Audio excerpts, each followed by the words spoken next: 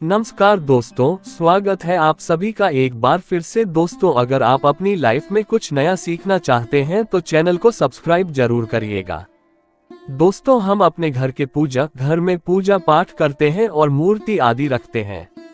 दोस्तों, मूर्ति का क्या महत्व होता है, आज हम आपको इस वीडियो के माध्यम से बताने वाले हैं। जिस घर में एक साथ ये दो मूर्तियां होती है, वहां पर बनता है राजयोग और दुनिया आपके कदमों में आ जाती है। कहने का तात्पर्य है कि आपको सर्वसुख प्राप्त हो जाते हैं, जिसकी आपने कल्पना की है, जिसकी अपने मनोकामना मांगी है। घर में हम पूजा करते हैं, पूजा पाठ करते हैं और पूजा पाठ के माध्यम से कुछ चीजें देखने और मानने आदि का प्रयत्न करते हैं, ताकि हमें उस पूजा का फल प्राप्त हो जाए। और हम उसी अनुरूप घर के अंदर मूर्ति आदि लगवाते हैं, ताकि हम उन देवी देवताओं का सुंदर मुख देख सके और उनका आशीर्वाद प्राप्त कर सके। लेकिन दोस्तों, अगर हम अपने घर में इन मूर्तियों के साथ अन्य मूर्तियां भी रखते हैं तो निश्चित तौर पर हमारी किस्मत बदल जाती है और देखते ही देखते हमारे जीवन के अंदर की सारी कंगाली समाप्त होने लगती है। आगे बढ़ने से पहले आपसे रिक्वेस्ट करते हैं कि वीडियो को लाइक जरूर करिएगा, दोस्तों को शेयर कर दीजिएगा, और अगर आपने अभी तक चैनल को सब्सक्राइब नहीं किया है तो चैनल को सब्सक्राइब करके बेल आइकॉन जरूर दबाइएगा। तो बात करते हैं उन मूर्तियों के बारे में कि आखिर कौन सी दो मूर्तियां एक साथ में आपको रखनी चाहिए, ताकि उसका सच्चा सर्वसुख आपको प्राप्त हो सके। और सबसे पहले अगर हम किसी मूर्ति की बात करें तो दोस्तों, अगर आप श्री कृष्ण के भक्त हो और बाल गोपाल की मूर्ति रखते हो, तब आपको भगवान श्री कृष्ण के साथ माता रानी राधा जी की मूर्ति भी आपको जरूर रखनी चाहिए। या श्री कृष्ण की अगर आपके घर में तस्वीर है तो उसके साथ राधा जी की भी तस्वीर संयुक्त जोड़े के रूप में आपको लेकर आनी चाहिए। दोस्तों, ये प्रेम और एकता की एक ऐसी अनूठी मिसाल है कि जिस घर में इन दोनों की तस्वीरें होती है, समझ लीजिए उस घर के अंदर किसी भी प्रकार का गृह क्लेश नहीं होता। पति पत्नी और परिवारजनों के बीच परस्पर प्रेम रहता है और घर में धन धान्य में अपने आप ही वृद्धि होती है। इसीलिए ये जरूरी माना गया है। दोस्तों, अगर आप भी इन मूर्तियों को रखते हैं तो निश्चित तौर पर आपके जीवन में अपने आप ही फायदा प्राप्त हो जाएगा। दोस्तों, कई लोग अपने घर में माता लक्ष्मी की पूजा करते हैं तो सोचते हैं कि भगवान विष्णु जी की भी पूजा करें या ना करें, या फिर उनकी मूर्ति साथ रखें या ना रखें। दोस्तों, हमेशा भगवान श्री विष्णु जी और माता लक्ष्मी की पूजा आपको एक साथ करनी चाहिए। देवाधिदेव महादेव भगवान विष्णु और भगवान ब्रह्मा जी तीनों ही देवताओं को सर्वस्व परम देवता माना जाता है और त्रिदेवों में भगवान विष्णु जी को पूजा जाता है। तो अगर आप अपने घर में लक्ष्मी नारायण की संयुक्त रूप से पूजा करते हैं तो निश्चित तौर पर आपके घर में दिन दुगनी रात चौगुनी वृद्धि देखने को मिलती है। इसीलिए आप भगवान विष्णु जी के साथ माता लक्ष्मी जी की पूजा करें। अगर माता लक्ष्मी की अकेली तस्वीर है तो आपको उनकी बाईं तरफ भगवान श्री गणेश और भगवान श्री कुबेर जी की मूर्ति या तस्वीर अपने घर के मंदिर में जरूर लगानी चाहिए। अगर आप माता लक्ष्मी जी के बाईं तरफ भगवान श्री गणेश जी की मूर्ति लगाते हैं या तस्वीर लगाते हैं तो आपको निश्चित तौर पर लाभ प्राप्त होता है और देखते ही देखते आपके जीवन के अंदर की कंगाली समाप्त होने लगती है। और धन प्राप्ति के लिए आपको लक्ष्मी गणेश जी की संयुक्त रूप से पूजा करनी चाहिए।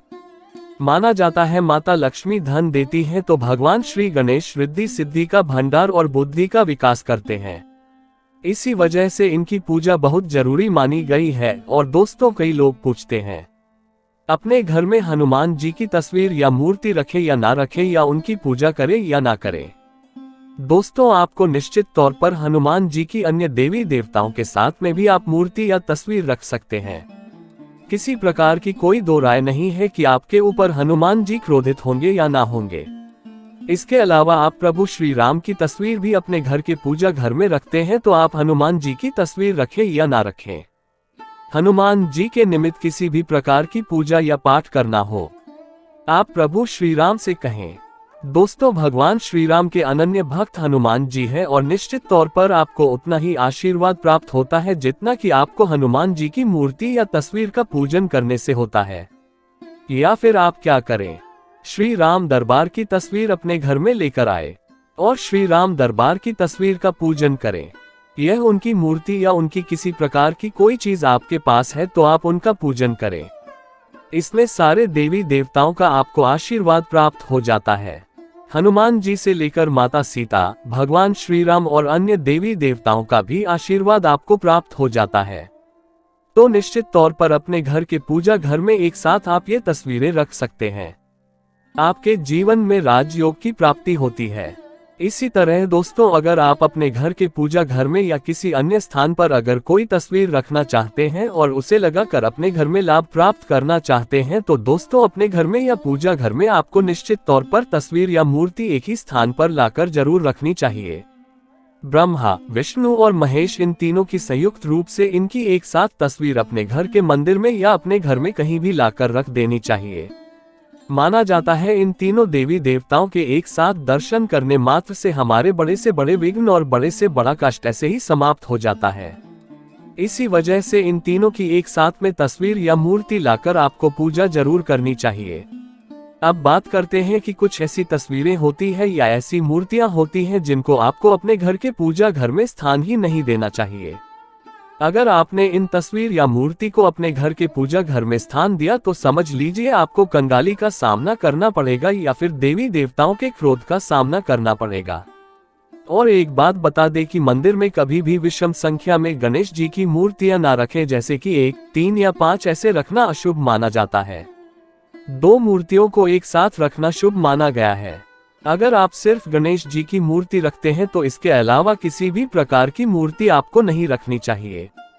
इन्हें स्थापित करते वक्त ध्यान दें कि गणेश जी का चेहरा हमेशा घर के मुख्य दरवाजे की तरफ होना चाहिए, ताकि आपको अच्छे और सच्चे धन लाभ की प्राप्ति हो।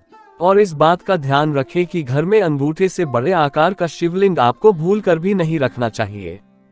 हमेशा एक छोटा सा शिवलिंग रखें और इससे ज्यादा शिवलिंग आपको नहीं रखने चाहिए। वैसे तो दोस्तों आपको अपने घर में शिवलिंग रखना ही नहीं चाहिए, उसके बाद भी आप रखते हैं तो अंगूठे के आकार से बड़ा शिवलिंग आपको नहीं रखना चाहिए। आप छोटा शिवलिंग रख दें और ध्यान रखें, एक से ज्यादा शिवलिंग आपको भूल कर भी नहीं रखने हैं।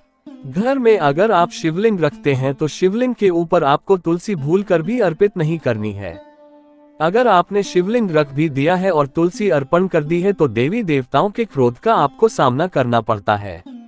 दोस्तों मंदिर में हमेशा अगर आप हनुमान जी की तस्वीर रखना चाहते हैं, आप हनुमान जी के अनन्य भक्त हैं, तो बैठे हुए हनुमान जी की मूर्ति रखें। बजरंग बली रुद्र भगवान शिव के अवतार हैं, इसलिए उनकी भी शिवलिंग की तरह ही मूर्ति रखें। साथ ही जो पति पत्नी होते हैं, वैवाहिक जीवन आपने नया स्टार्ट किया है, तो हनुमान जी की मूर्ति या तस्वीर अपने कमरे में, अपने बेडरूम में आपको भूलकर भी नहीं रखनी चाहिए, अन्यथा आपको आपके जीवन में कई प्रकार के दोषों का सामना करना पड़ता है। दोस्तों हनुमान जी ब्रह्मचारी है, तो इस बात का आपको ध्यान रखना चाहिए। दोस्तों राधा कृष्ण की मूर्तियां अगर आप जैसे अपने शयन कक्ष में सोते हैं और वो अपने बेड के सामने की तरफ रखी है कि जैसे ही आप सुबह उठे और आपको उठते ही पहले उनके दर्शन हो जाए, तो समझ लीजिए कि आपका जीवन मालामाल होने वाला है। किसी भी प्रकार का कोई दुख दरिद्रता आपके जीवन में नहीं रहेगा। इसी तरह अगर माता दुर्गा की तस्वीर आप अपने घर में लेकर आना चाहते हैं और चाहते हैं कि माता दुर्गा की तस्वीर के माध्यम से आप अपने जीवन में समृद्धि देखें, तो दोस्तों भूल कर भी आपको माता दुर्गा की क्रोधित अवस्था की तस्वीर, जैसे कि महाकाली की तस्वीर हो या फिर असुर का वध करते हुए या क्रोधित अवस्था में माता लक्ष्मी की, माता दुर्गा की तस्वीर लाकर आपको उनकी पूजा नहीं करनी चाहिए। हमेशा शांत और सुंदर मुख वाली तस्वीर ही अपने घर के अंदर लाकर पूजा करनी चाहिए। दोस्तों इस बात का ध्यान रखें कि अगर आप अपने घर में मूर्तियां रखते हैं तो आपको इनको भूलकर भी टूटे हुए चावल नहीं चढ़ाने चाहिए। बेहतर होगा कि आप हल्दी में चावल को पीला करके वो चावल चढ़ाएं, लेकिन टूटे हुए चावल आपको भूलकर भी माता लक्ष्मी को या अपने घर में देवी देवताओं को नहीं चढ़ाने चाहिए। इसी तरह इस बात का भी ध्यान रखें कि अपने घर के मृत परिजनों या पूर्वजों को मंदिर में स्थापित ना करें, ऐसा करना अशुभ माना जाता है। और अगर आप ऐसा लगातार कर रहे हैं तो निश्चित तौर पर आपके परिवार के ऊपर दोष लग सकता है और पितरों का दोष भी आपको लग सकता है। पितरों की पूजा अलग ही स्थान पर की जाती है, घर के मंदिर में उनको स्थान नहीं दिया जाता है। इसी तरह आपको भैरव भगवान की तस्वीर या भगवान शनिदेव की, राहु केतु की, इस प्रकार की तस्वीरें अपने घर में ही नहीं लेनी चाहिए।